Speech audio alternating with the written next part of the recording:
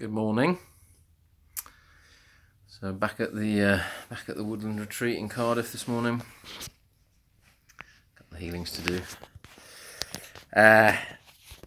Just wanted to talk a little bit about some of the, I suppose it's conspiracy stuff, if you want to call it that, that's out there at the moment. There seems to be a lot of projection of the external environment not being okay. And to a greater or lesser extent, that's probably true. I don't know. I mean, I guess it depends on each individual person's perspective of what is going on in the world right now, what is surrounding us right now in terms of changes. And a lot of people are likening this to the film The Matrix. If you ever watched that film with Keanu Reeves as Neo, the great savior, the great warrior who kind of saves, who has been exalted as a savior for everyone trapped in this matrix.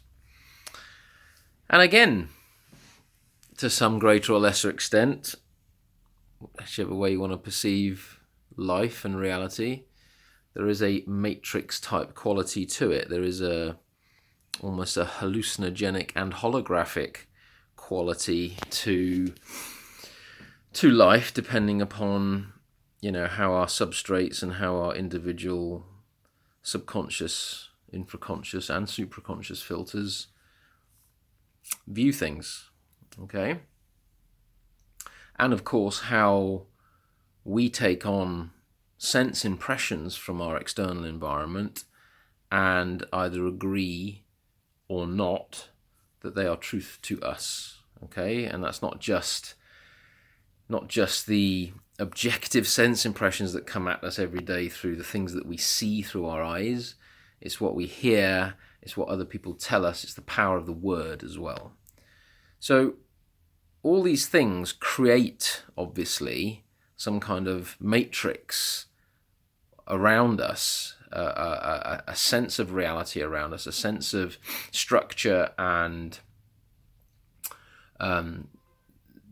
boundaries and rules and laws and living conditions and expectations and norms around us that we feel, or some of us feel, and some of us don't, to some extent, are true, and that we must kind of live by it and just keep kind of flowing with it.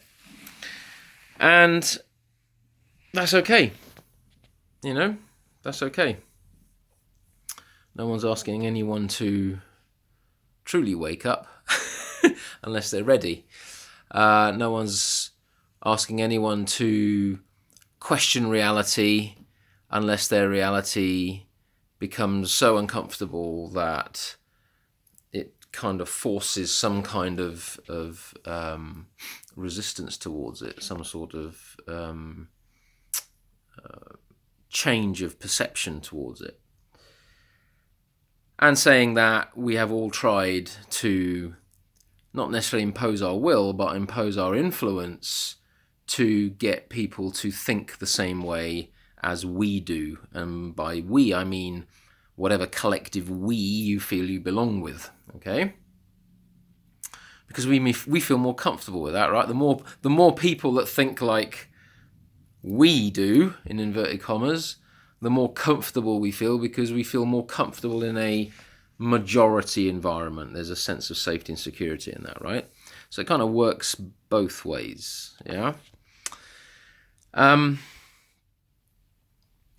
But as much as our external environment essentially delivers us a feedback loop through the sense impressions that we have to navigate through every day, and how we transform those sense impressions through our souls and our physical bodies, the matrix, if you want to call it that, it's not really out there, okay? The matrix is in here and in here, right? It's in the mind, it's to some extent in the heart, and it's in the motor sexual center as well. So it's in our three brains that we carry within us, our three centers. So the matrix is everything that we have chosen to attach or bottle up our consciousness within. Okay? Bottles of beliefs, bottles of attachments, bottles of certain egoic qualities, bottles of, ultimately routine and structure that we feel secure in. Okay? So within us is a matrix, and external to us is a reflection of that matrix, as within, so without. Okay, it's a perfect feedback loop. It's almost holographic in nature. Okay, and so there seems to be a huge amount of energy right now in trying to change what's going on outside of us, and as virtuous as that might seem, time would be better spent, and energy, I feel, would be better spent actually trying to figure out where we've created a matrix for ourselves within our internal states of being. Because if everyone did that kind of work, if everyone tried to understand themselves more fully with a greater sense of awareness and a greater sense of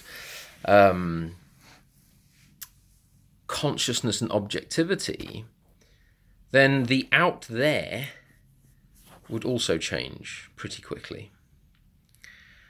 And I suppose that's a utopian ideal, really, that we all share this planet, we all share this earth that our physical bodies have to exist upon for the period of our lives. And we all share this planet with 7.8 odd billion other humanoids wandering around doing their thing. And if you've been doing your work, if you've been attempting to understand your true nature, understand yourself more, get more in touch with the ephemeral spiritual side of things, then you might struggle a little bit more with tighter aspects of material control in your life. You might not. In fact, you might not give a crap, depending on which, depending on how much work you've done.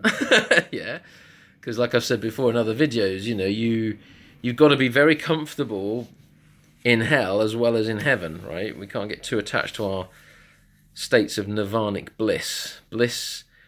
Bliss isn't or cannot be maintained through the ever-changing nature of physical or energetic reality, ephemeral reality, okay? Because everything is ultimately changing. So if you're attaching your bliss to something that is impermanent, you're going to be consistently disappointed. That's not to say that we don't tolerate shit, okay? That's not to say that we don't agree with certain things that might be happening to us or in our lives which go contrary to our sense of humanity, okay? Now, there's a difference between detaching yourself spiritually and transcending the bullshit, floating off and looking down upon the whole thing and saying, I'm not part of that, which ultimately is a type of avoidance or bypass, versus actually being in it and attempting to reach a level of humanity within yourself that can then be reflected outwardly. And it's our humanity that's going to get us through all this stuff that's happening at the moment. It's our ability to be human that's going to get us through this stuff. And we are not human, okay? We're not human yet. We are developing into humanness, yeah? The word human, split it in two. Hu means spirit. Man means mind, to think. We have to grow and evolve from being highly intelligent thinking animals into highly intelligent thinking and all-encompassed holistic spirits within a physical carcass. Okay, sounds a bit extreme. But that's the truth. To be human means that you're not just behaving from your instincts. You're not just behaving from your impulsive animalistic qualities. Because that's a big part of your internal matrix, right? That's a big part of your matrix. So when you're reacting violently, when you're getting agitated, angry, these are all parts of our nature. I agree. Nothing wrong with them if you want to express all these things. But we also have an ability which has been given to us by Spirit to observe these qualities rather than be them fully. And by observing some of these states of being that can trap us at times into certain behaviors and actions that might not be as kind or as loving or as compassionate as they could be, we develop what in some Buddhist kind of traditions call bodhicitta, which is ultimately compassion. Okay, so part of our humanness, part of being human, is the development of compassion within you. Okay, is the development of that ability to not only see yourself as a separate entity within an external matrix of form, but also as a wholly loving singular entity which has commonality with everything that is perceived as separate. And through that, you see that the pain and the suffering that others are going through is also yours. It's your pain too. And vice versa, if you're in pain and you're projecting your pain outwardly, you're affecting others. So, by living more in that truth, we can start to develop our humanity more effectively. By living more in that truth, as difficult as it bloody well is at times, when we get triggered a lot, we start to attempt to show compassion to people that at certain times we may have wanted to have harmed, okay, or eliminated because they're causing us all sorts of problems. I'm sure you can name a few at the moment. To develop compassion means to recognize that there is the equivalent spark of divinity in our enemies, if you want to call them that, or our oppressors, or management, right? Or whatever, whoever in your life could be causing certain negative cycles or problems for you, or perceived problems. To recognize their divinity is a start in developing compassion. Because I'll never forget the old phrase that hurt people hurt people. So if you're hurting inside and you're not conscious and aware of yourself and you've not worked on yourself and you've not done any healing, okay? And it's not a criticism whether you have or haven't. It's just a fact. If you've not healed from your wounds, the general tendency is to project that pain and those wounds generate certain types of vibrational qualities and behaviors that can be projected outwardly and hurt others as well. Okay, and most of it's unconscious. Most of it, we don't realize we're doing it half the time because we're asleep. We think we're awake, but we're not. All these woke people think they're awake, but they're not. I'm not fully awake. No one's fully awake. We're still very much stuck, trying to navigate our way through this soup of energy and sense impressions. And we use the external world to show us the reflection of what we might need to start to look at, and where we might need to come out of our heads more and our kind of more logical, over intelligent arrogance into our feeling hearts, and then work it even further down and ground that into compassionate action. Okay, compassionate action. What does compassionate action mean? I'm not really quite sure. I guess it means recognizing that when you take an action or create a response or say something or do something, that it recognizes the commonality that you have with the individuals around you. So if you're being attacked verbally, for example, being belittled, being abused,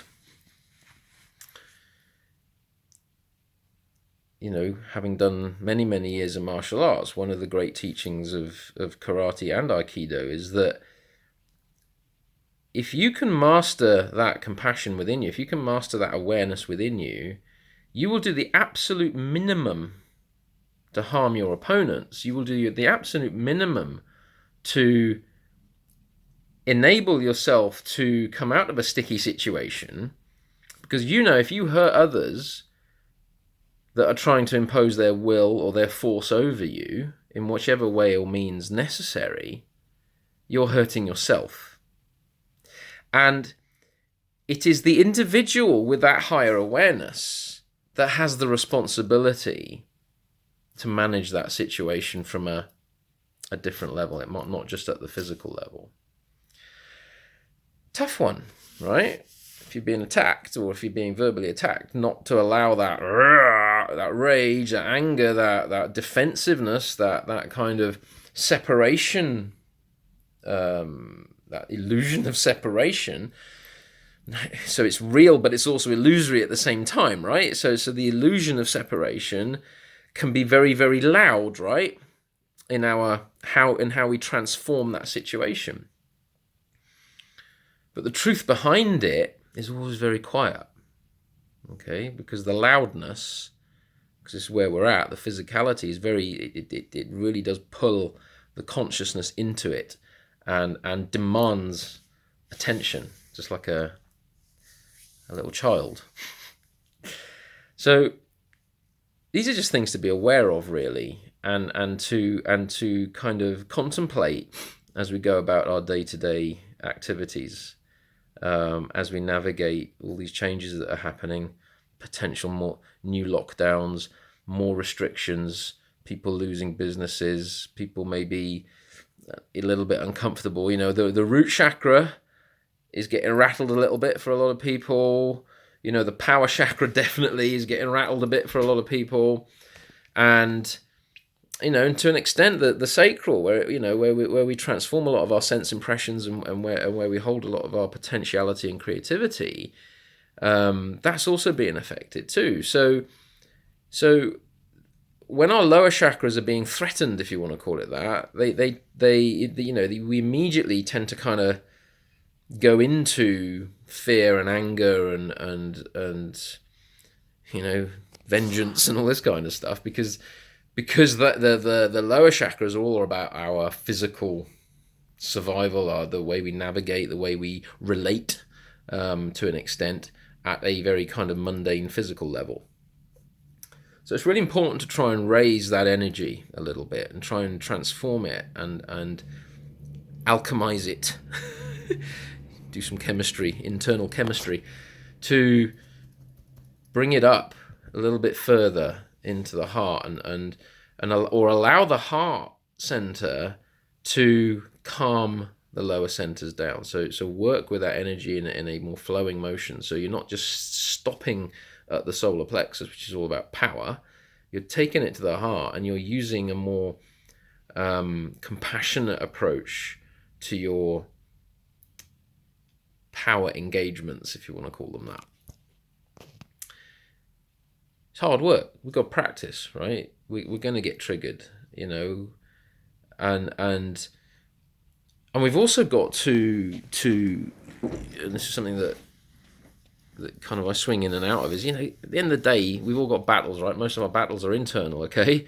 We could solve 99% of most of our problems if we could sort out our internal landscape. But every now and then there's going to be battles outside that you've got to fight, and you've got to pick those and be very wise in how much energy you're willing to expend to potentially change your outer circumstances, okay? Because sometimes it's worth the energy and sometimes it's not. Sometimes it's worth engaging with an individual who might have said something to you, or who you might feel, needs something said. And sometimes it's not, because they're probably not going to hear you anyway. Yeah? Or you're unlikely to be able to hear them, all right? So you're not coming at this from a position of righteousness here. It's we have to honor where everyone's at, right? And where we have our biggest blind spots is where we are so defensive in our truth that we belittle, and we don't recognize that everyone is at a level of truth, and that is perfect for them at that point in time. Okay, so yeah, it might not be pleasant at the moment because things are a bit weird.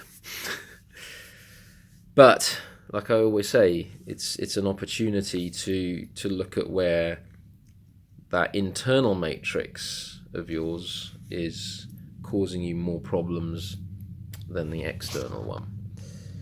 Change the internal, the external change on its own.